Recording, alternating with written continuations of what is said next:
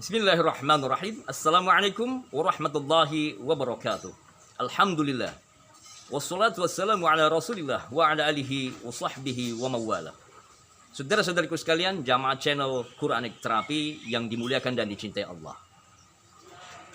Dalam kesempatan kali ini, saya ingin memberikan satu tips sekaligus motivasi bagi saudara-saudaraku sekalian yang sampai hari ini masih mengalami penyakit-penyakit ataupun ujian-ujian berupa gangguan-gangguan jin atau sihir santet dan sejenisnya. Atau saudaraku yang sampai detik hari ini, orang-orang yang zalim, orang-orang yang jahat, yang selalu mengkhianati, menipu, atau merampas hak-haknya, tidak menunaikan kewajibannya, atau mereka-mereka yang selalu melakukan tindakan-tindakan yang merugikan saudara-saudaraku sekalian.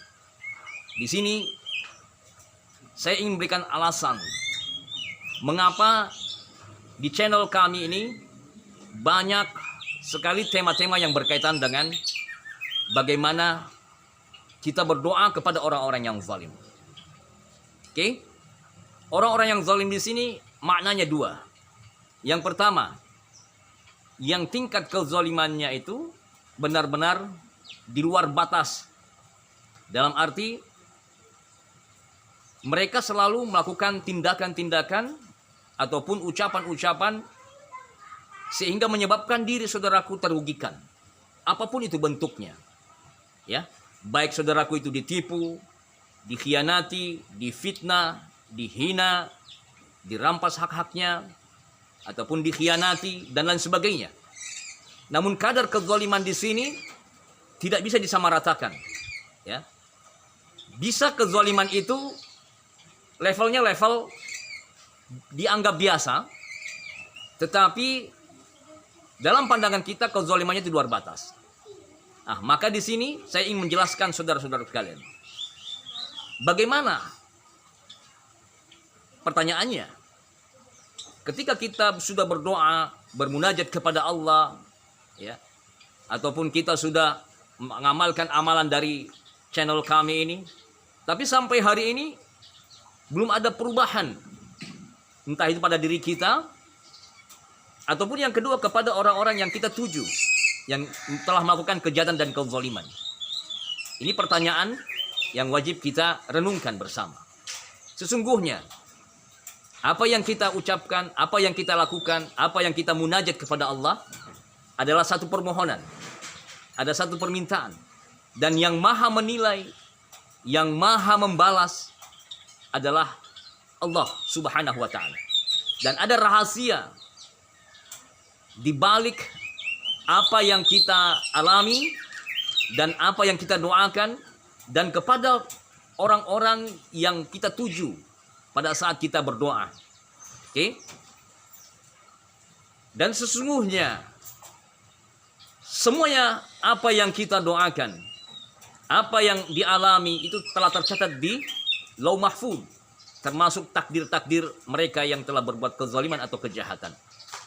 Apapun bentuk kezaliman dan kejahatannya. Dan kita tidak boleh memaksa Allah Subhanahu wa ta'ala. Karena sesungguhnya selaku hamba kita hanya bisa bermunajat, kita memohon dan mengamalkan amalan-amalan, ya, yang telah kami berikan atau yang telah kami sampaikan di channel kami. Oleh karena itu saudara-saudara sekalian, di sini saya ingin mengajak saudara-saudara sekalian bahwa agar tajribnya satu doa atau satu permintaan kita kepada Allah, maka tips yang pertama. Yang pertama, kita harus pasrahkan diri kita kepada Allah.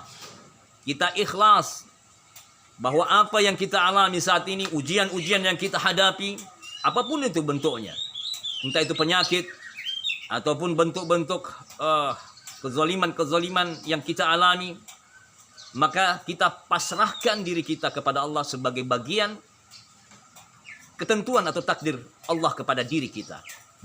Maka kunci yang pertama, haruslah kita pasrah, kita ikhlas menerima.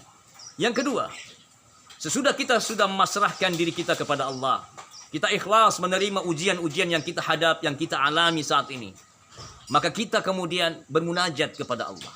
Ibarat kata seperti ini. Pada saat kita ingin menuju satu tempat pembesar atau orang-orang yang memiliki jabatan tinggi, tidak mungkinlah kita langsung tiba-tiba datang meminta. Tetapi kita harus memiliki etika-etika tertentu, adab-adab tertentu. Ya, di antaranya kita tidak langsung straight to the point, tidak langsung berbicara A, B, C, tetapi kita harus memulai dari awal dengan perlahan-perlahan. Demikian pula halnya ketika kita berdoa kepada Allah. Ketika kita dizalimi, ketika kita jahati, hak-hak kita dirampas, kita ditipu, dikhianati, dikirimkan sihir, santet, teluh, tenung, dan sejenisnya, maka yang pertama kali adalah kita tidak langsung meminta kepada Allah. Yang pertama kali adalah kita pasrahkan diri kita. Kita mengaku atas segala kesalahan-kesalahan yang kita lakukan selama ini. I'tiraf, pengakuan diri kita bahwa kita selama ini banyak dosa, banyak kesalahan, ataupun perbuatan-perbuatan atau ucapan-ucapan kita yang menyalahi aturan Allah Subhanahu wa taala. Maka ini kunci yang pertama. Oke? Sesudah demikian, maka lakukanlah tips yang kedua. Sesudah kita sudah mengaku, kita pengakuan dosa kita, kepasrahan kita kepada Allah, kita ikhlas menerima ujian, barulah kita memohon kepada Allah, bermunajat apa yang kita inginkan. Sebagai contoh, ya Allah, sesungguhnya hamba ini pasrah atas apa yang kau berikan, atau tentang takdir kepada diri hamba. Hamba mengalami sakit ABC, ya, sebutkan jenis sakitnya, hamba ikhlas menerima. Atau saudaraku yang dizalimi, ya Allah, hamba pasrah, hamba ikhlas atas ujian-ujian orang-orang yang telah berbuat zalim kepada diri hamba. Oke? Setelah kita memasrahkan diri kita, barulah kita ucapkan, ya Allah, jikalau hamba boleh memohon kepadamu, hamba mohon ya Allah, angkat dan sembuhkan segala penyakit-penyakit pada diri hamba ini ya Rabb. Apapun jenis penyakit hamba, baik itu penyakit lahiriah jasmani, penyakit-penyakit hati, atau penyakit yang berasal dari gangguan jin, sihir, santet, teluh, tenung, teluh, pelet, dan sejenisnya. Kita minta kepada Allah. Ya Allah, hamba mohon, ya, apabila penyakit hamba ini memang ada catatannya hamba untuk bisa sembuh, hamba mohon sembuhkan. Atau saudaraku yang dizalimi, ucapkanlah demikian, ya Allah, hamba mohon kepadamu, orang-orang yang telah berbuat jahat, yang telah berbuat zalim kepada diri dan keluarga hamba, hamba mohon ya Rabb, berikanlah mereka hidayah. Berikanlah mereka petunjuk agar mereka berhenti dari kejahatan atau kezaliman kepada diri kami. Ya, berikan pilihan. Namun ya Allah, hamba tidak kuat menahan apa yang mereka lakukan. Hamba tidak sanggup dengan perbuatan-perbuatan zalim mereka ya Rabb. Maka hamba memohon kepadamu ya Allah, agar orang-orang yang berbuat zalim, orang-orang yang telah berbuat jahat, mereka yang telah merampas, menipu, mengkhianati, mereka yang telah melakukan kejahatan kepada diri kami, kami mohon ya Allah, berikanlah mereka balasan, ya, yang setimpal atau bahkan sesuai dengan apa yang mereka perbuat, dengan balasan yang keras, ya.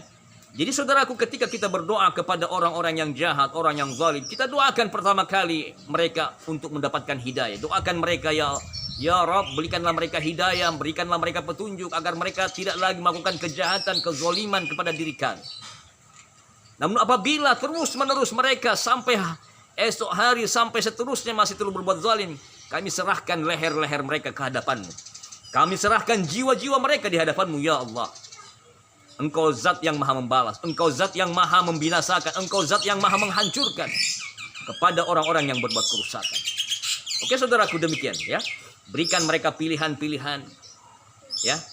Barangkali dengan doa kita ini mereka mendapatkan hidayah, mereka berhenti dari kejahatan dan kezalimannya, ya. Namun apabila takdir mereka masih berbuat kezaliman, maka itulah urusan Allah. Agar biarkanlah Allah selaku zat yang maha berkuasa, maha berkehendak untuk membalas segala perbuatan-perbuatan mereka. Oke? Sesudah demikian, saudaraku, silahkan amalkanlah amalan-amalan yang saya rekomendasikan di channel kami, di channel Quranic Therapy. Di antaranya, silahkan amalkan Asma Sungai Raja atau Sungai Raje ASR dari Sayyiduna Khidir. Oke? Yang kedua, amalan dari Sunan Kalijaga, sholawat Sunan Kalijaga, ya, sholawat Sunan Kalijaga yang pertama, yang kedua, ya, boleh diamalkan itu. Ya di antaranya Allahumma shalli sholatan kamilatan wa sallim salaman taman ala sayyidina Muhammad. Allahumma inni abra'u min hauli wa quwwati illa haulika wa quwwatika la haula wa la quwwata illa billah. Ya hasbiyallahu wa ni'mal wakil. Oke. Atau salawat kali jaga yang kedua, Allahumma shalli ala sayyidina Muhammad fil ma'i wan nari war riyahi wal ardi wa ala alihi wa sahbihi wa sallim. Amalkan ya. Amalan-amalan ini. Atau bisa juga kita menggunakan doa-doa yang ada di video-video kami, di channel kami. Silakan saudaraku mengaminkan, kami bacakan lalu saudaraku aminkan, boleh ya. Lakukan apa-apa saja apa yang kita inginkan ya. Entah itu saudaraku melakukan amalan-amalan yang sudah kami berikan, ataupun yang kedua silakan mengikuti video-video kami dengan cara mengikuti doa-doanya, atau mendengarkan ayat-ayat ruqyah atau doa-doa yang ada di video-video kami. Insya Allah saudara-saudaraku sekalian. Maka jawaban doa-doa kita itu ada dua. Jangan kita terburu-buru ketika kita berdoa. Baru sekali dua kali kita berdoa. Kenapa orang-orang yang zalim masih terus berbuat zalim? Oke? Atau kenapa sihir santet masih ada dalam diri kita? Ini yang harus kita bereskan, yang harus kita hapuskan dalam diri kita. Prasangka kita kepada Allah. Oke? Jangan berprasangka buruk pada Allah. Berprasangka baiklah kepada Allah. Insya Allah, apabila kita berprasangka baik, istiqomah terus berdoa, memohon kepada Allah, maka dalam waktu yang Allah takdirkan, entah itu bisa hari ketiga, hari ketujuh, atau hari yang ke-21, hari ke-40, dan seterusnya, maka doa kita akan diijabah. Termasuk saudaraku yang ada persoalan-persoalan apapun itu, persoalan rumah tangga, persoalan rezeki, ya, teruslah berdoa. Jangan berputus asa, mintalah kepada Allah, mohonlah pertolongan Allah Subhanahu wa taala. Insyaallah taala, maka sesudah kita memperbaiki hal-hal demikian, maka kita tinggal menunggu ya, jawaban dari Allah Subhanahu wa taala atas doa-doa yang kita munajatkan. Insyaallah taala, amalan-amalan yang keberikan adalah wasilah perantara agar saudara-saudaraku mendapatkan kebaikan dan keberkahan dari doa-doa yang sudah kami sampaikan, insya Allah. Dan fadilah-fadilahnya tidak hanya berkaitan dengan apa yang kita katakan ini, tapi fadilah doa-doa tadi, amalan-amalan tadi memiliki banyak manfaat bagi diri saudaraku, bagi keluarga saudara-saudaraku sekalian. Ya, di antaranya untuk perlindungan, penjagaan, untuk untuk mengembalikan keburukan orang-orang yang telah berbuat keburukan, untuk kerezekian, menarik rezeki atau mendatangkan pembeli bagi saudaraku yang saat ini sepi dagangan usahanya, atau saudaraku yang mengamalkan amalan tertentu, maka dengan amalan ini membooster atau memperkuat amalan yang sudah kita kerjakan selama ini ya. Amalan sholawat kali jaga ini diantaranya adalah, atau Asma Sungai Raje adalah amalan untuk membooster amalan-amalan yang sudah pernah kita kerjakan. Membooster itu adalah memperkuat dan menambahkan kekuatan amalan yang sudah pernah kita kerjakan selama ini. Oke saudara-saudaraku sekalian, mudah-mudahan doa atau motivasi-motivasi yang kami sampaikan hari ini bermanfaat bagi saudara-saudara sekalian. Silahkan lakukan apa yang saya sarankan tadi. Mulai hari ini kita luruskan niat kita, satu persatu kita lakukan ya, kita amalkan ya, satu persatu dulu ya, jangan langsung semua. Dari video-video kami ini saudaraku lakukan satu persatu, kemudian pindah lagi kepada video berikutnya dan video berikutnya.